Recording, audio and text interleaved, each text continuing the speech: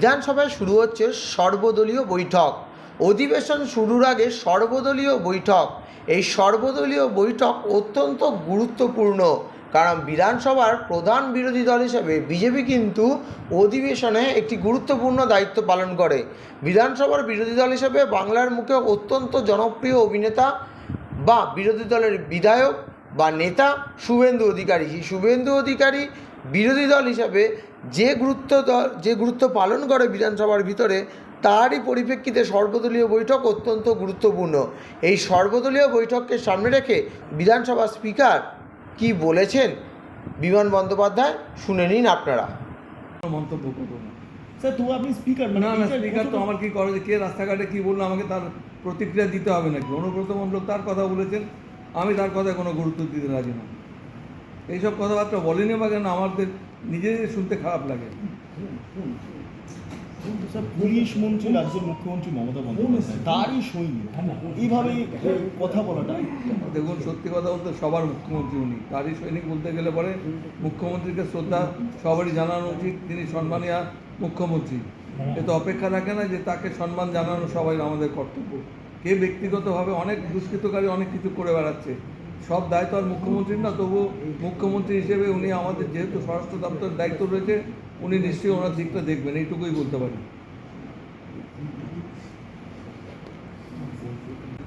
বিধানসভাকে কেউ অচল করতে পারে না ভাই, বিধানসভা সচল থাকবেন।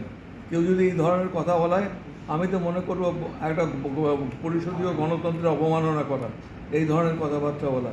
বিধানসভা সচল থাকবে, আপনারা নিশ্চিন্ত থাকতে পারেন। এবং বিধানসভা পরিচালনা করার দায়িত্ব যখন আমাদের দেওয়া রয়েছে, আমরা আইন অনুযায়ী যতদূর সম্ভব শান্তিপূর্ণভাবে বিধানসভা পরিষদীয় আমরা সমস্ত দলের সহযোগিতা নিয়ে বিধানসভা পরিচালনা করব। এবং আমি প্রত্যাশা করি যে অনেকেই বাইরে বলতে পারেন, কিন্তু বিধানসভাতে এসে তারা এমন কিছু আচরণ করবেন না যেটা পরিষদীয় গণতন্ত্রের পরিপন্থী হবে। আমার চেয়ার থেকে আমি আনবো motion. It's a very important motion that I want to bring, and there will be discussion on this for 2 hours. Probably Honorable Chief Minister also will participate. এটা হচ্ছে আপনার মঙ্গলবার দিন। বয়কট নিয়ে কিছু বলুন। বয়কট আমাদের কাছে কোনো খবর নেই কে বয়কট করবেন। কার ইচ্ছা হবে আসবে, কার ইচ্ছা হবে না আসবে না। তারা আপনাদের কাছে বলতে তাদের অর্থে স্বাচ্ছন্দ্য বোধ করেন, বিধানসভার ভেতরে বলতে স্বাচ্ছন্দ্য বোধ করেন না। আমি তো কিছু বুঝি না যে মিডিয়ার কাছে যাওয়ার এত বেশি ওদের উৎসাহ যে তারা কিছু হলে ওয়াকআউট করে দৌড়ে। আর মিডিয়ার লোকও আমি দেখেছি আপনাদের, যেমন আপনারা কিছু মনে করবেন না, যেই ওয়াকআউট করলো আপনারা হুড়মুড় করে সবাই বেরোতে শুরু করলেন। এটা অত্যন্ত দৃষ্টিকটু। আপনাদের কাজ আপনারা নিশ্চয়ই করবেন, কিন্তু বিধানসভার গরিমা যাতে ঠিক বজায় থাকে সেটা দেখে আপনারা দেখবেন। স্যার, বিরোধীদের একটা বক্তব্য মুথাবাড়ি বা মুর্শিদাবাদ নিয়ে আলোচনা হলে সেটি যখন হাউসে বলবেন এই কথা, আপনাকে প্রেসকে বলে কী আছে? এটা তো বিবেচনা করবো, যখন হাউসে যখন ম্যাটারটা উঠবে তখন আমরা বিবেচনা করব। অনেকের অনেক কিছু বলার থাকতে পারে, অনেক গুরুত্বপূর্ণ বিষয় রয়েছে, সেইগুলো নিয়ে তারা উত্থাপন করবেন। সেটা আমাদের আইনত যেটা গ্রহণ করা সম্ভব আমরা নিশ্চয়ই গ্রহণ করবো, আলোচনা হবে। আজকে আমাদের অল পার্টি মিটিং এবং বিজনেস অ্যাডভাইজারি কমিটির মিটিং ছিল। অল পার্টি মিটিংয়ে বিরোধীদের দলের থেকে কেউ আসেননি, শুধুমাত্র নওশাদ সিদ্দিকী ছিলেন। আমি যারা বিরোধী দলের রয়েছেন দায়িত্বে, তাদের সবাইকে আপনাদের মাধ্যমে অনুরোধ করব, বিধানসভা অধিবেশন শুরু হচ্ছে, আমি আশা করি তাদের সহযোগিতা আমরা পাব এবং সরকার পক্ষে যারা রয়েছেন তাদেরও সহযোগিতা পাব।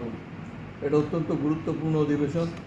আপনারা জানেন ইতিমধ্যে জম্মু অ্যান্ড কাশ্মীরের যে ঘটনা, সেইটা নিয়ে একটা প্রস্তাব আসবে।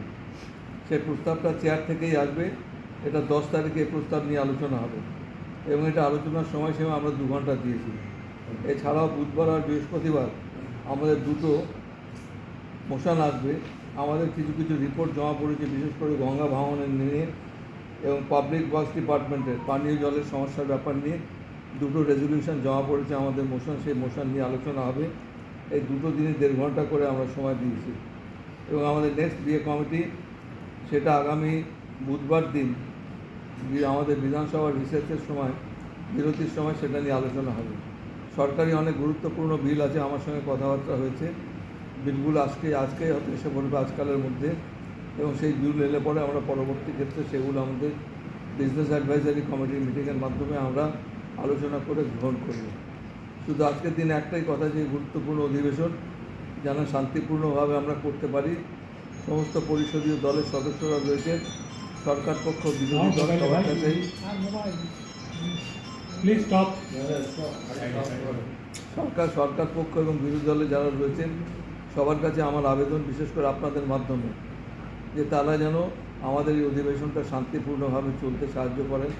একটা উত্তাপ আছে, উত্তাপ থাকবেই, বিধানসভা লোকসভাতে উত্তাপ থাকবে না, এটা পরিষদীয় গণতন্ত্রের আমার মনে হয় ওটা খুবই অত্যন্ত দুর্বল গণতন্ত্র বলা যেতে পারে। সেইখানে যাদের যা বক্তব্য তারা নিশ্চয়ই রাখবেন, কিন্তু একটা সীমাবদ্ধতা থাকা উচিত। আমার মনে হয় এটা সবাই পালন করবেন এবং এইটা নিয়ে আমাদের এই অধিবেশন শুরু হবে। এই অধিবেশন আমাদের চলতে পারে 2 সপ্তাহ পর্যন্ত চলতে পারে, আপাতত সেই রকম সিদ্ধান্ত নেওয়া হয়েছে। স্পিকার সাহেব, সেটা হচ্ছে বিরোধী ওয়ার্কআউট করার সময় আপনারা নিশ্চয়ই যে বাইরে যাবেন তাদের কথা শুনবেন আপনারা, কিন্তু এমন কিছু দৃষ্টান্ত স্থাপন করবেন না। অনেক স্কুল কলেজের ছেলেমেয়েরা তারা গ্যালারিতে আসে, তারাও একটু অবাক হয়ে যায়, যেমন হুড়মুড় করে সব সাংবাদিকরা বেরোতে শুরু করবে। আস্তে আস্তে যাবেন, যদি আপনাদের পছন্দ হয় ওদের কথা শোনার, যদি মনে করেন বিধানসভার বক্তব্য থেকে বাইরের বক্তব্য গুরুত্বপূর্ণ বেশি, যাবেন বাইরে, আমাদের তো বলার কিছু নেই। কিন্তু আপনাদের সব সুযোগ সুবিধা পশ্চিমবঙ্গ বিধানসভা থেকে আমরা দিই, সেটা আমরা দিয়ে থাকবো।